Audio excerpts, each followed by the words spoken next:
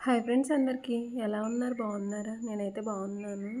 So, ఈరోజు topic అయితే వచ్చేసి మా పామాయిల్ చేలోకైతే ఈరోజు గెలలు కోస్తున్నారని చెప్పేసి అయితే మేము పొలం వెళ్ళాము. సో, మాకు ఇప్పటి వరకు ఇటువంటి ప్రాబ్లమ్ ఒకటి ఉంటుందని మాకైతే తెలియదు ఇంతవరకు కూడాని.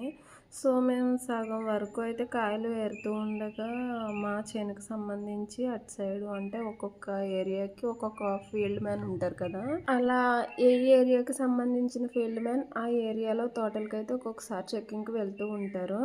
వీళ్ళు చెక్కింగ్‌కి అంటే ఏం చేస్తారంటే వెళ్లి చెట్లు ఎలా ఉన్నాయి, కాపు ఎలా కాస్తుంది, అన్ని పద్ధతుల్లోనూ చెక్కింగ్ అయితే చేస్తారనమాట. వాళ్ళకి తెలిసినవి రైతులకు తెలియనివి ఎక్స్‌ప్లెయిన్ చేస్తూ ఉంటారు. దేనికైనా ఐడీ వెరిఫికేషన్ అనేది ఉంటుందో లేదో నాకైతే తెలియదు కానీ పామాయిల్ తోటకైతే కంపల్సరీ ఐడీ వెరిఫికేషన్ అనేది ఉంటుంది. అంటే మనం గెలలు వేయాలంటే ఒక ఐడీ అనేది ఉంటుంది. మా తోటకొచ్చేసరికి నా నేమ్ చెప్తేనే అక్కడ గెలలు వేసుకుంటారు. ఒక ఐడీ అనేది ఉంటుంది నా నేమ్‌కి అండ్ ఐడీకి లింకప్ అయి ఉంటుంది. సో, ఈ ఐడీనే మనం గెలలు వేస్తున్నామా లేదా, చేను చేస్తున్నామా లేదా ఈ పామాయిల్ ఫీల్డ్‌కి సంబంధించి ఫీల్డ్ మ్యాన్‌కైతే తెలుస్తూ ఉంటుంది. సో, మేమైతే ఈ చేను తీసుకున్న కొత్తలో అయితే మేము ఈ చేనుకి సంబంధించిన నెంబర్ మీద అయితే మేము గెలలు వేసేవాళ్ళం కాదు. మా వాళ్ళ ఫ్రెండ్ ఉంటే ఆయనకి పామాయిల్ తోట ఉంది. సో, ఆయన పేరు మీద అయితే వేసేవాళ్ళం. సో, కొంతవరకు ఒక 7, 8 నెలల వరకు ఈ నెంబర్ మీద గెలలు ఎక్కడికి వెళ్తున్నాయని చెప్పేసి ఒక ఐడీ వెరిఫికేషన్ కోసం వచ్చారు వాళ్ళు మా దగ్గరికి. చేను మీరు చేస్తున్నారు కదా!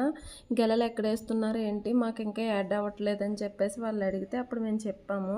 సో, మేము వేయకపోవడానికి కారణం ఏంటి అంటే అంతకుముందు చేసేవాళ్ళు ఇదే నెంబర్ మీద వేస్తారు కదా! వాళ్ళు దీని మీద అమౌంట్ బాకీ ఉండేది. ఎలా అంటే మనం ఇప్పుడు కనుక ఒక టన్ను వేసామే అనుకో గెలలు, ప్రెజెంట్ కాస్ట్ 20,000 ఉందే అనుకో, ఆ 20,000 రైతు తీసేసుకుంటారు. నెక్స్ట్ మంత్‌లో కాస్ట్ తగ్గితే మనకి వేసిన గెలల్లో అమౌంట్ అండ్ లాస్ట్ టైం అంటే 1 మంత్ బ్యాక్ వేసిన గెలలకి అమౌంట్ లెస్ చేసి ఇస్తారనమాట. ఒక 5,000 తగ్గుంటే కనుక కాస్ట్ ప్రెజెంట్ వేసిన గెలలకి 5,000 లాస్ట్ టైం వేసిన అమౌంట్‌కి 5,000 తగ్గించి లెస్ చేసి వేస్తారు. ఆ అమౌంట్ మాకు లెస్ చేస్తారని చెప్పేసి మా ముందు కౌలుకి చేసిన రైతు చేసిన పనికి మాకు లెస్ చేస్తారని చెప్పి మేము వేయలేదు. బట్ అలా వేయకపోవడం అయితే కుదరదన్నారు. నేనైతే ఆ చేను ఐడీ తీసుకోవడం అయితే జరిగింది. బట్ మాకు అమౌంట్ అయితే లెస్ అయినాయి. పక్క రైతువి మాకైతే లెస్ అయినాయి అమౌంట్ అయితే మాత్రం. సో, నేనైతే ప్రాబ్లం ఒకటని చెప్పి ఇంకొకటి చెప్తున్నానైతే అనుకోకండి. తెలియని వాళ్ళు ఉంటారని చెప్పేసి అయితే నేను ఎక్స్‌ప్లెయిన్ చేస్తున్నాను.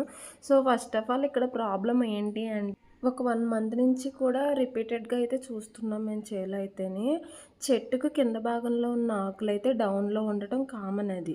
బట్ ఆ పైనున్న ఆకులు కూడా ఉన్నాయి చూసారా? గెలల పైన ఉన్న ఆకులు డౌన్ అయితే అవ్వకూడదు.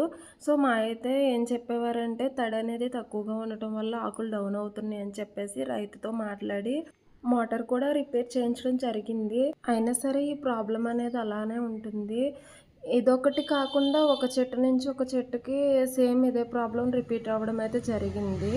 మాకైతే చేలో పామాయిల్ గెలలు కోస్తూ ఉండగా ఫీల్డ్ మ్యాన్ అయితే వచ్చారు మాకు. ఈయన ఒక 1 మంత్ బ్యాక్ వచ్చుంటే మాకు ఈ ప్రాబ్లమ్ అనేది రాకపోదునేమో. సో, ప్రాబ్లమ్ అయితే ఏంటి అంటే ఈ ఆకులనేవి డౌన్ అవ్వడం ఏంటి అంటే దానికున్న తెగులని చెప్పేసి అన్నారు.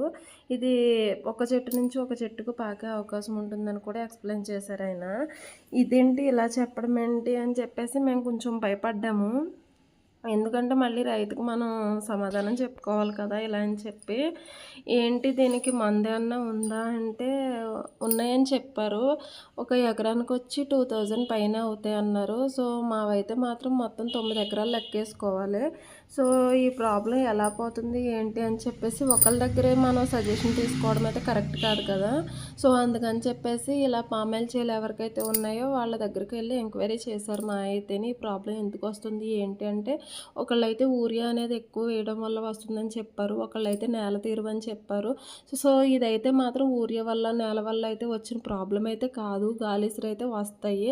అవి మనం ఆకులు అలా డౌన్ అయ్యే ముందే కంపెనీ వాళ్ళు ఇచ్చే మందునైతే మందునైతే మనం యూస్ చేస్తే ఆ ప్రాబ్లం అయితే రిపీట్ అవ్వదని అయితే చెప్పారు. సో ఆ మందు ఎలా వాడాలి ఏంటి అని చెప్పేసి వాళ్ళ కంపెనీ కాడికే రావాలని చెప్పారు అది ఎక్స్ప్లెయిన్ చేయడానికి.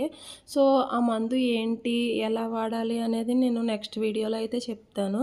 సో ఈ ప్రాబ్లం అయితే కంపల్సరీ నీళ్లు తక్కువ అవడం వల్లో లేదంటే యూరియా ఎక్కువ అవడం వల్లో అలా లెక్కేసుకున్నాం. మేము యూరియా అనేది అయితే అసలు వాడలేదు. ఇయర్‌కి 2 టైమ్స్ వేస్తారు.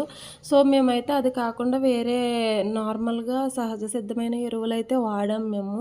అవి వాడగా ఇటువంటి ప్రాబ్లం రావడం ఏంటని చెప్పేసి ఒకవేళ ఎరువుల వల్ల వచ్చినాయి అని చెప్పేసి ఆ సజెషన్ కూడా తీసుకున్నారు. అదేం లేదన్నారు.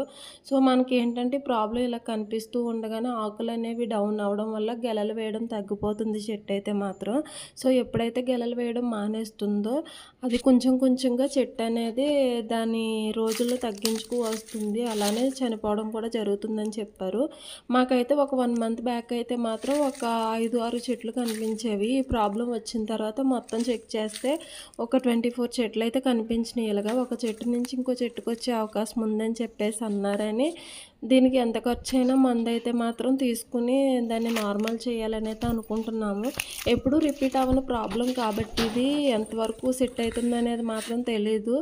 ఎవరో ఏదో చెప్పారని చెప్పి వాళ్ళేదో చేశారని అదే చేసి వెంటనే మేము చేయని అయితే పాడు చేయాలని అయితే అనుకోవట్లేదు.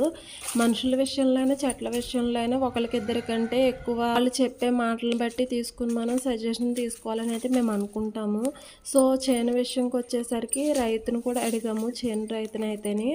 ఆయనైతే ఫీల్డ్ మ్యాన్ ఎలా చెప్తారో అలాగే చేయమని చెప్పారు. సో మేమైతే ఏదేమైనా చేసి చెట్టును బ్రతికించాలని అయితే అనుకుంటున్నాం. ఇంతవరకు ఓపికగా నా వీడియో చూసారంటే నచ్చిందని అయితే అనుకుంటున్నాను. ఖచ్చితంగా నచ్చితే కనుక మన ఛానల్ని ఫాలో చేసి లైక్ అయితే కొట్టేసి చిన్న కామెంట్ అయితే పెట్టేసాము. నెక్స్ట్ వీడియో కావాలి అంటే కనుక నా ఛానల్ ఖచ్చితంగా సబ్స్క్రైబ్ అయితే చేసుకోండి. ఉంటాను మరి, బాయ్.